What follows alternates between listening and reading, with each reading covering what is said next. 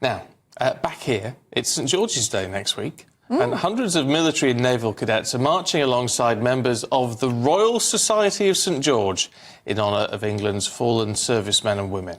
Well, this comes as the patriotic group celebrate their 130th anniversary. Let's head to the cenotaph in London. Will Hollis is there for us. Morning, Will.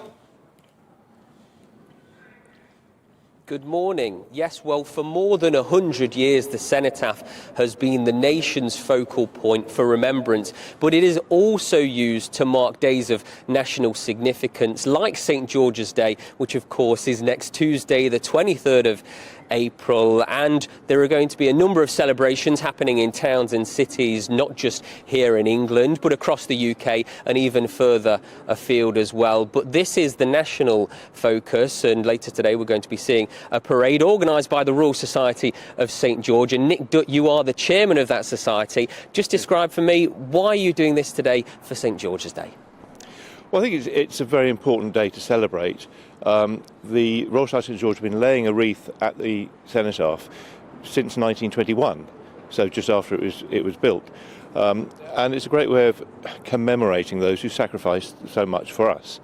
In the last 30 years, we've added a cadet parade to it, so it's great to get the younger generation, the cadet, the youth involved, and give them something that they'll always remember. And I suppose it inspires hope for the nation, seeing that young people are so proud of St George and willing to take part in this. Where is St George now in English society, and what's the role of the Royal Society of St George? The role of the society, as was founded 130 years ago, was to celebrate England and Englishness. And I think today it's even more important to do that with a lot of the challenges we have today, with people undermining who we are as a nation and our history. So we need to stand up and celebrate and use St George as a unifying figure, not a divisive figure. And I think there's too much divisiveness around. So how do we bring that together and celebrate who we are as a nation, our history, traditions and ideals? The Royal Society of St George, as I've been told, is non-political, open to all sorts of faiths and backgrounds. But when you say English values, Englishness and traditions, what is it that you're describing? Well, that is a challenging one. It's tolerance. It's belief in our country and our history. We are a nation that's very diverse. There's no true English people. Over the years, we've developed into a nation and have a proud history that we want to share and build on.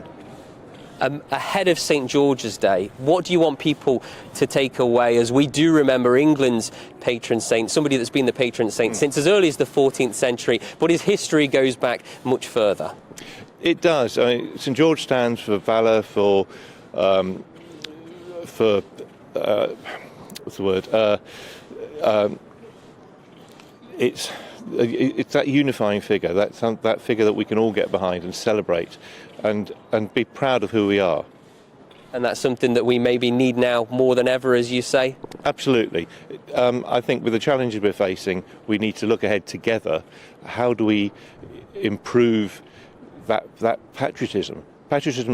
English patriotism has been conflated with nationalism, and that is a challenge for us. If you're a proud Welshman, Scotsman, Irishman, no one worries. But if you're a proud Englishman, people take a step back. So this is an attempt to step forward and say, no, we're English, we're proud of being English, and look to the future positively. Yeah, that's something that you don't need to be worried about or concerned about. It's okay to be proud and patriotic, to be English, in your view? Absolutely. We've got a very proud history.